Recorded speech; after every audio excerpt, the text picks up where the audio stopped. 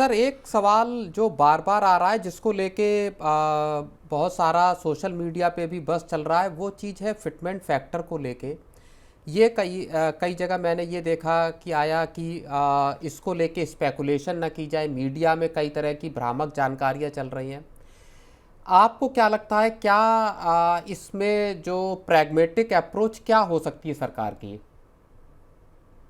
देखिए, सरकार की अप्रोच क्या होगी ये तो मैं नहीं जानता हूँ, क्योंकि सरकार की अप्रोच तो हर बार कुछ न कुछ नए तरीके से हो जाती है।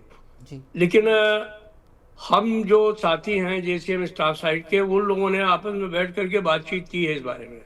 जी। हालांकि हम लोगों ने अभी ये तय नहीं किया है कि सरकार को फिटमेंट फैक्टर के बारे में हम लोग क्या जो है वो फिगर देने वाले हैं, जी। उस पर कोई तय नहीं किया। लेकिन हम लोग ये बात जरूर कर रहे हैं कि भाई ये जो फिटमेंट फैक्टर डॉक्टर डॉक्टराइट फार्मूले के अनुसार बाबा आदम के ज़माने से चल रहा है, जी। उसमें परिवर्तन की आवश्यकता है। जी। क्योंकि उस जमाने में लोग खाली जलेबी खाते थे, आज के ज़माने में बच्चे जलेबी खाते नहीं हैं। उस जमाने में जो है वो एक जो है वो जो है वो नहीं उस सर, जमाने में क्या अंडरवियर बनियाइन से लेकर इस के कमीज और पैजामा तक जो है वो एक ही कपड़े का जो है वो सारे परिवार को बनवा दिया जाता था, लोग पहन लेते थे। थान के कपड़े अभी से सर। किसी बच्चे अभी किसी बच्चे को आप जो है वो ले जाइए और उसको कोई ब्रांडेड के अलावा कोई चीज़ पसंद ही नहीं आती है। नहीं तो डाटा आप तो क्या कभी था आप ही नहीं, जीबी डाटा जो है नहीं वो सर, कभी था ही नहीं। आज सबसे ज़्यादा जरूरी जो है वो ये डाटा हो गया है। तो सवाल इस बात का है कि ये अब फिटमेंट को तय करने के लिए हमें जो नई चीज़ें हैं उनको सामने रख करके इसको बनाना पड़ेगा। और ये हम लोग सब उस पर आपस में बहस कर रहे हैं, बातचीत कर रहे हैं।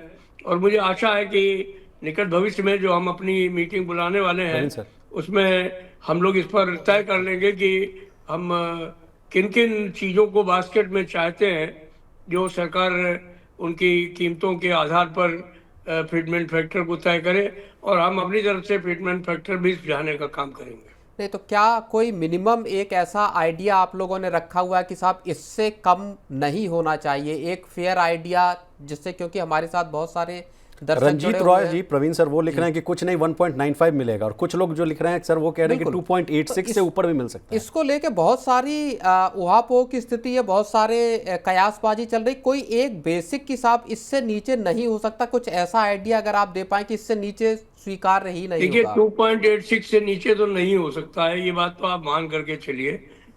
बाकी ब्रेक। ऊपर क्या होगा ये अभी हम लोगों ने तय नहीं कर पाया है।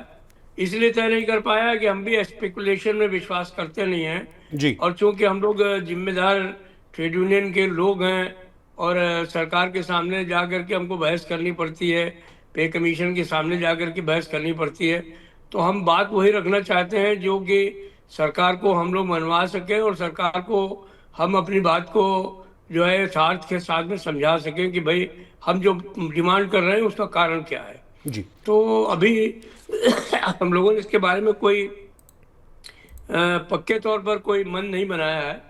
लेकिन अब निश्चित है, चूंकि अब पे कमीशन की टर्म्स एंड रेफरेंस भी आ गया है। टर्म्स एंड रेफरेंस से हम लोग बहुत ज़्यादा खुश तो नहीं हैं, जी। क्योंकि हम लोगों ने 18 पॉइंट का एक चार्टर दिया था टर्म्स एंड रेफरेंस के लिए। सरकार ने जो है वो उसको घुमा फिरा करके एक जलेबी बना दी है। तो उसको हम लोग अब देखते हैं किस तरीके से इससे निपटने का काम हो। तो हमारे सामने खाली एक सवाल जो है वो अभी जो है वो खाली फिटमेंट फैक्टर का ही नहीं है, अभी टर्म्स एंड रेफरेंस में भी चीज़ों को कैसे लाया जाए।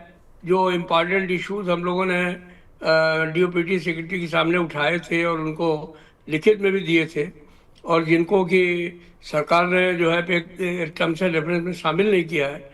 तो अभी एक ये भी सवाल है कि इसको लेकर के हम आपस में चर्चा करेंगे कि कैसे उनको with in these terms and reference लाया जाए, या ब्रेक फिर करो, ब्रेक। सरकार को जो है वो इस बात को कहा जाए कि भाई ये चीज़ें और ज़रूरी हैं, इनको भी टर्म्स एंड रेफरेंस में शामिल करने का काम किया जाए। जी जी तो चलिए हम अपने व्यूअर्स को ये बता दें कि 2.86 का जो फिटमेंट फैक्टर है उससे कम पर जो है कर्मचारी संगठन जो है वो मानने वाले नहीं है। तो मोटा मोटी अगर समझा जाए कि 2.86 का जो फिटमेंट फैक्टर है वो उसके आसपास जो है आपको 8वें वेतन आयोग में उतनी बढ़ोतरी मिल सकती है। तो अब इसको बहुत ही आसान भाषा में समझाएं तो मान लीजिए 20,000 रुपए के आसपास अगर आपकी जो बेसिक सैलरी है तो वो करीबन 3 गुना तक बढ़ सकती है, यानी कभी 40,000 80,000 के आसपास जो है वो सर आपको 60,000 के आसपास जो है सर वो आपका जो है सैलरी जो है वो बढ़ता हुआ दिखेगा।